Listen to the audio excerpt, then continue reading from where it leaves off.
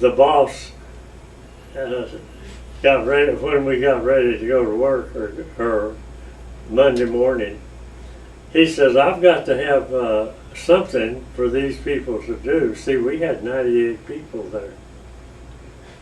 That's a bunch of people.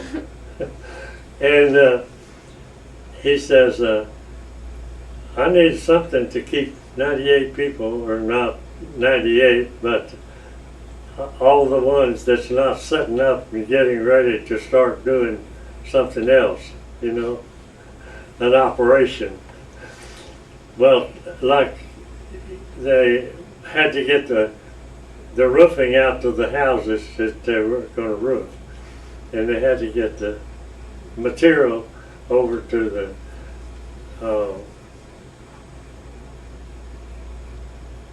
place where they had the saws all set up under a shelter that was that gave them a shade anyway, to be out of the sun. And so he says, that first building right there, I want it stripped down to the studs, everything off. And that evening, he went and saw the guy and told him, he said, well, what am I going to do tomorrow? He said, well, what do you mean, what are you going to do tomorrow? And he said, well, look out here. And everything, see, they wanted everything piled outside where they could find it to use it in, in another building, or where they could get it to take it to sell it. Well, he looked and he saw that was, and he said, you know what? You just saved me $15,000 today. How? He says, I've been paying people to come out here and tear these things out like this, and they're charging me $15,000 a building to clear all the stuff out of it. And we did 2 of them, so that is $30,000 we saved him in cash money when we went out there and worked 2 weeks. Wow. So that's what Campers on Mission is all about. And you have there, well, we've got one that we call ours anyway, that's in New Mexico. It's just across it's in the mountains over there in that mountainous area, about the middle of the state, on the east side. There's a place there that we have a camp, and and then there's camps all over, scattered all over the rest of the state. A few counties would be involved in keeping one up, keeping one going. How long did you do Campers on Mission?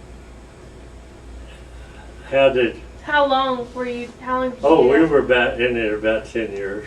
Mm-hmm. Close to 10 years. Mm-hmm. Wow.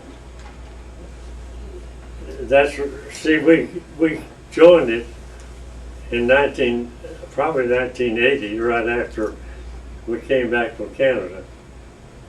It wasn't too long.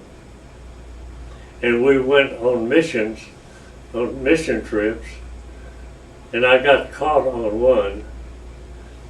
The last one we went on, the guy that had been our boss, He's the one that knew what he was doing. Well, he had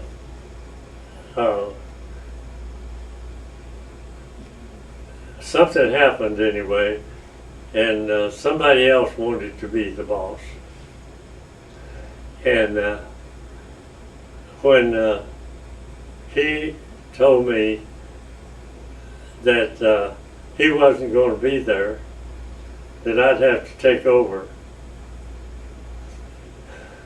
I looked at him kind of funny, and I wondered what was the problem, you know, because I hadn't heard about it.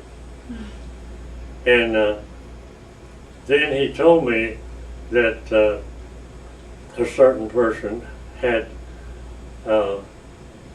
decided he wanted to operate it,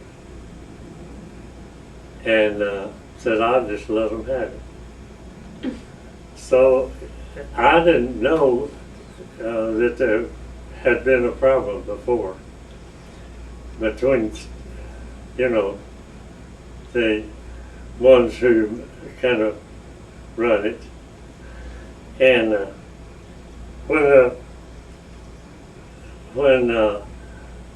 I got out there that morning, the first morning of our 2 weeks work, we had, in those buildings that we tore down, and I told you that we tore down, well, we had some work that needed to be done in one of those buildings, that had to be tore down, but one that had been tore down and changed. There was something that had to be done in there, and I don't remember the details on it now. But I asked this guy that, you know, was the one that had caused the problem, if he'd take that building and fix it like they wanted. And so we'll give you a crew. And he said, sure, I can do it. I said, it's yours. Go ahead and go to work. You get the minutes you need to go with you and get it fixed.